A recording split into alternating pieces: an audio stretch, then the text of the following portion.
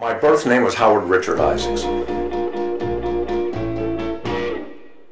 The problem is that Howard didn't work for me.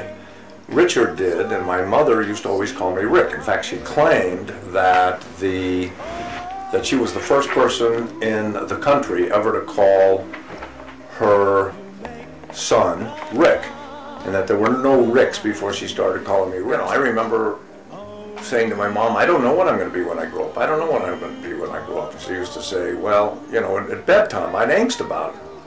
What am I going to be? At one time I thought I'd open a ski shop. Then I thought I'd be an actuary because I was good at math. Every present I got, which was $1, I used to keep a roll of dollar bills, and at one time it was 19, and I thought I had all the money I needed for the rest of my life because I had 19 $1 bills in a rubber band hidden behind a bookcase.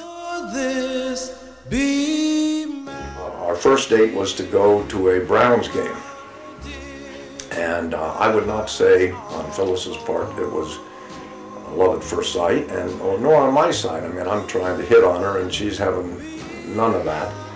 So, but I'm still working on it. So the next night I said, let's go out for dinner, I think, or a drink, and I go to her house and I say to her father, who was a golfer, I said, and I knew Phyllis was going home New Year's Eve because she had a party to go to, and I said, she's going back to New York. And I said, it's too bad Phyllis is going back to New York because Mark McCormick's having a New Year's party with Arnold Palmer and Jack Nicklaus are coming. And, I think it would have been fun for her to go. And her father, of course, says, well, we can change her flight. I think that would be something she would really enjoy. So she stayed that New Year's Eve. Of course, we did go to the party at Mark McCormick's house, but the weather was bad, and Arnold and Jack weren't able to fly in and make it. And her mother was totally against us getting married. I mean, she wanted Phyllis to marry a doctor or a lawyer, not some fast-talking, wheeler, dealer, negotiator, agent person.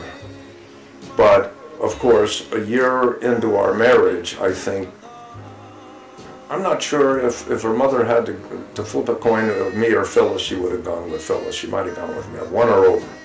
I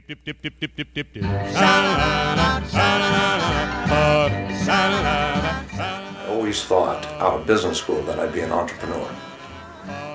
But the most significant, important decision I made is probably to not do that. By virtue of working in a situation that I enjoyed, I knew I could do something. I knew I was doing something I could do well. I knew I was always going to make money from it. I knew I enjoyed doing it.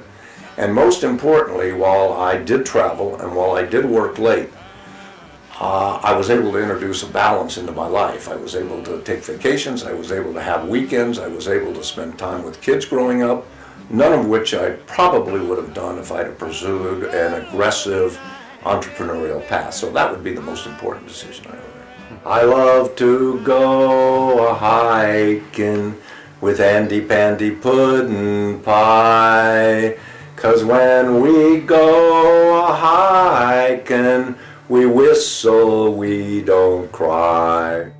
Take to the highway, won't you lend me your name?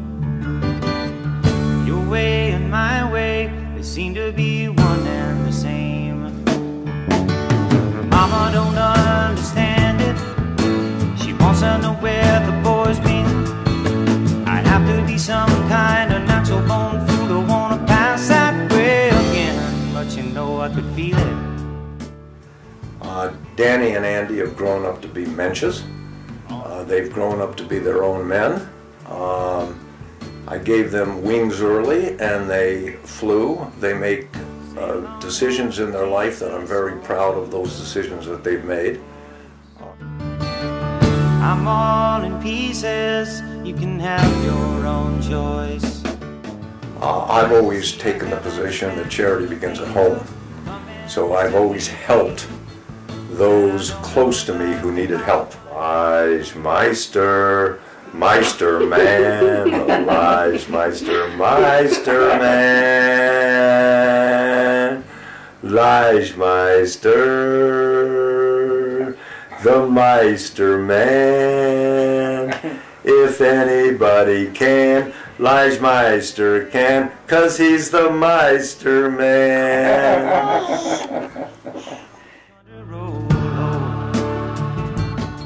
Easily, the thing I'm most proud of professionally, that in the 40 years I've been doing something in a very litigious area of commerce, as a sports agent, as a licensing agent, I have never been on either side of a lawsuit.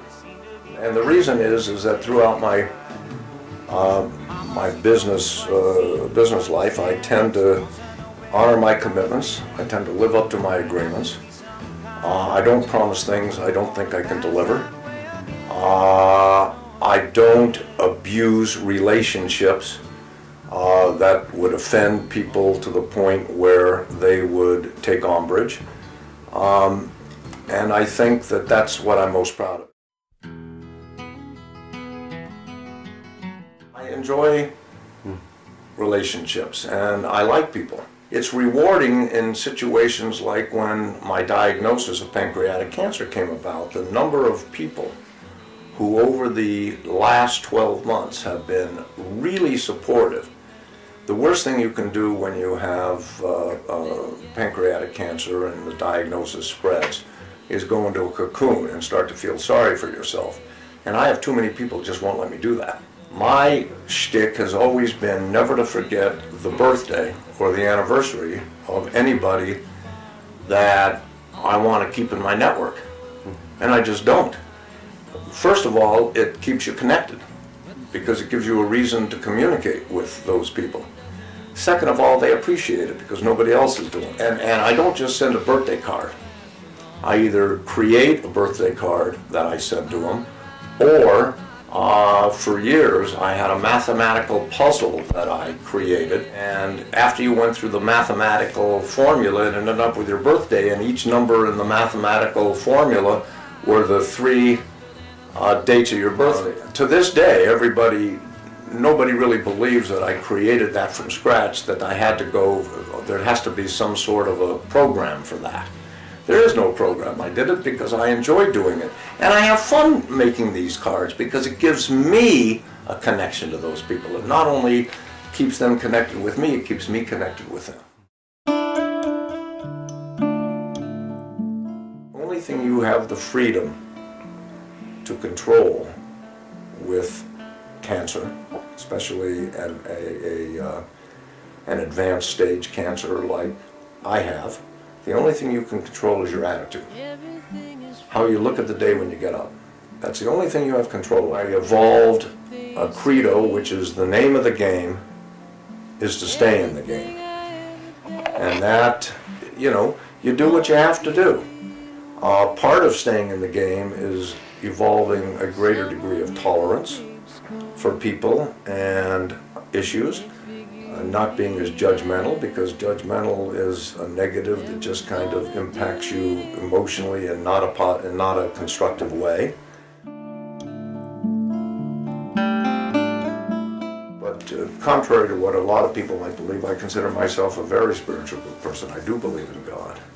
I do communicate with God. The only thing I ask God for is to walk with me and to be with me. Everything is free now. That's what they say. Everything I ever done